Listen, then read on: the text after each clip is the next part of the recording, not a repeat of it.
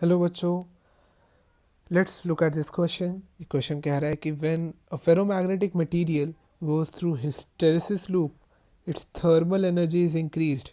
Where does this energy come from? बेटा, हम जब फेरोमैग्नेटिक सब्सटेंस का हिस्टेरेसिस लूप पढ़ते हैं तो हम पढ़ते हैं कि एच और आई, जो एक्सटर्नल मैग्नेटिक फील्ड है एच, वो जब हम बढ़ाते हैं तो इंटरनल मैग्नेटाइजेशन भी धीरे धीरे बढ़ता है, कुछ इस तरीके से। एक पॉइंट पे जाके ये सैचुरेट हो जाता है।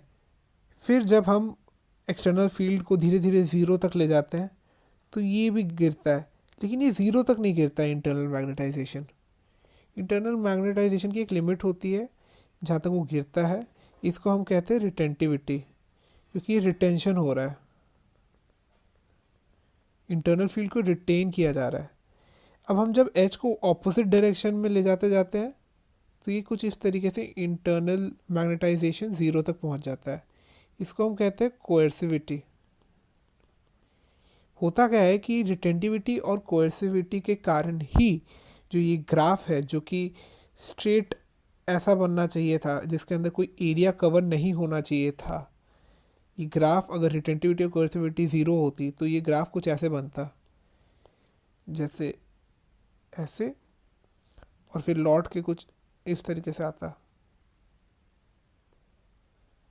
और वापस ऐसे ही जाता। एरिया इस ग्राफ का ज़ीरो होता।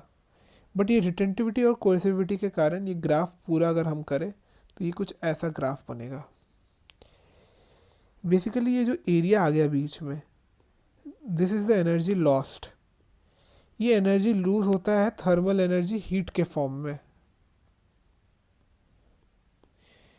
अब समझते हैं कि ये हीट आ किस कारण से रहा है। Where does this energy come from? ये एनर्जी आ रही है क्योंकि हम, जैसे शुरुआती केस में फर्स्ट क्वाड्रेंट का केस अगर हम ले लें तो फील्ड कुछ इस तरफ थी, एक्सटर्नल फील्ड, और हम जा रहे थे, इंटरनल मैग्नेटाइजेशन कुछ टाइम बाद जो है डिक्रीज करने लग जा रही थी इस तरफ। तो जब हम work against the external field कर रहे हैं तो जैसा कि हम एनर्जी वाले चैप्टर में पढ़ते हैं, एक पोटेंशियल एनर्जी स्टोर हो जाती है। यही पोटेंशियल एनर्जी जब बाद में हम लूज कर देते हैं, जब हम सेम एनर्जी में पहुंच जाते हैं, लोअर एनर्जी स्टेट में, तो ये एनर्जी जो है थर्मल एनर्जी के फॉर्म में, हीट के फॉर्म में लूज हो रही है। तो हम सिंपल आंसर कह सकते हैं कि due to movement of dipoles thermal energy is lost.